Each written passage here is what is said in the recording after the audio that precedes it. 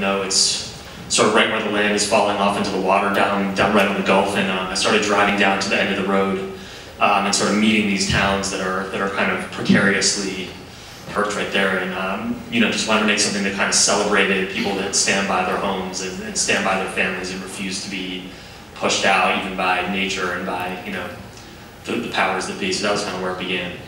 We were told by Cassandra, you're a baker. Yeah, I own a bakery in New Orleans called the Buttermilk Drop Bakery. The acting thing is secondary to the bread thing. Yeah, it's secondary because that's something I'm established and building to pass on to my children, and I would never sacrifice that for nothing. So you found these amazing people to follow this dream. Was it a hard process?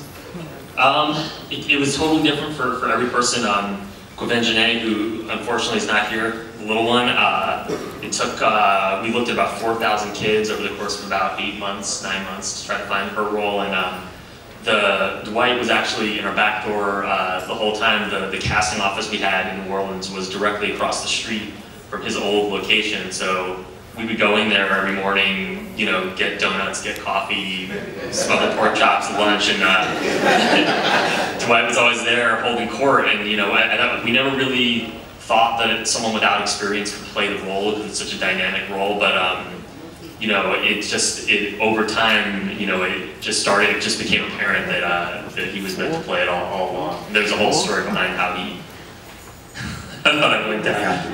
No, good, so tell a story. Well, they used to actually come over to the bakery, like he said, and get breakfast and all these kind of different sweets and things. And they used to put flyers in the bakery on. If anybody wanted to audition for an upcoming feature film, pull a number and give us a call.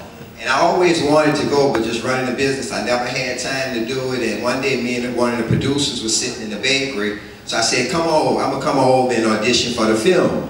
So I went over, auditioned for the film, went back to the bakery like nothing ever happened, and he came back about 2 weeks later. Mr. Henry, we want you to do another reading. So I said, another read? So it must be getting serious because you get a call back, it's getting serious. So I went and did the other reading, the actress right there, we went back and forth with the dialogue, and I went back to the bakery like wasn't nothing going on.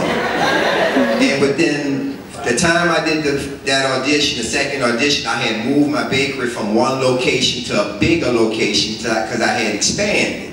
And within that 2-month time period, they had an APB out on me to give me the part, but no one could find me. They was asking everybody in the neighborhood, where's Mr. Henry? Nobody knew where I was at. So when I finally opened up my new location,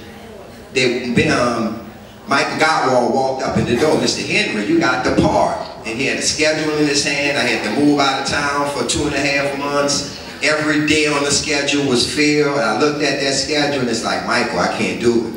I was flattered. I wanted to take the part. I was so flattered, but I still would not sacrifice the business that I'm building for my children for no reason in the world. So, you know, they gave me a little time because they had a little time before they was going to start the shoot.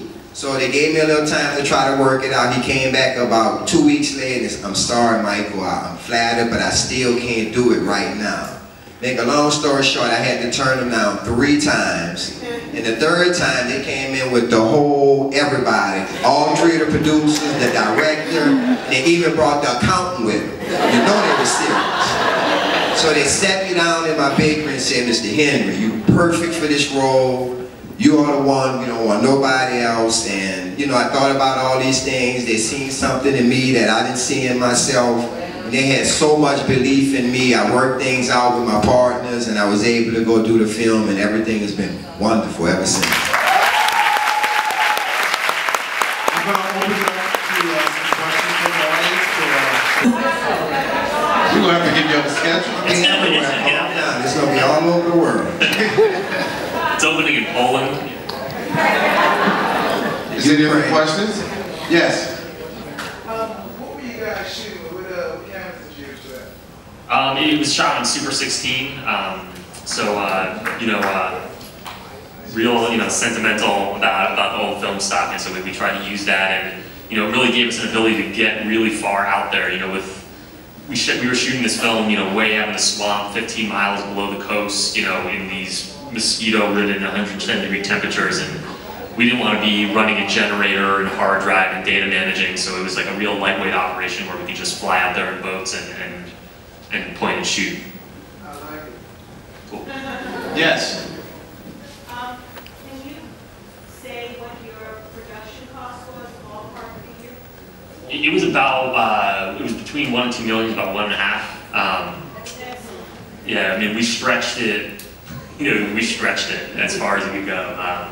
You know, everything in the film, you know, all the sets are built out of repurposed materials, you know, all those houses, we would scour the paper every morning and see if a house was being torn down. We'd show up and take all that wood, bring it back to set, and rebuild the sets out of those. So everything was reused and everything was, you know, found objects and, you know, just tying it together with rope and glue. You had a huge production cast, huge crew. Were a lot of people volunteers, or? Pretty much everybody on the movie got paid, you know, sort of subsistence levels largely. You know, it was you know, we put people up, but you know, but it was a real kind of family operation. It wasn't like we were going back to honey wagons and hotels. We were in people's trailers and their houses, all over. You know, it's in these 3 towns down the bayou, right at the bottom of Louisiana. And you know, people put us up, and we, you know, the film was made on a lot of generosity and a lot of sweat, and nobody, you know, all this stuff that's happening now, no one ever imagined. It was all about just, you know, trying to make something, trying to make something good that said what we wanted to say. Great film. Thank you. We'll take one last question. Anyone? Yes. Prior to your go ahead and answer. I started in animation actually. I always was trying to tell stories that were way too big for the means that I had, and so I kind of started off, I wanted to make a Moby Dick movie, and so I made this film. You know, I couldn't do it in the real world, so I animated it, and so I made a couple of films that were animated, and then on the short I kind of, was the first one where I actually stepped into using live action and actors and all that. But, you know, I've always been trying to kind of tell really big stories that are built out of really small parts, and this one was no exception. It just was a whole lot bigger than anything I'd ever tried before. Well, thank you, Benh, for sharing your vision.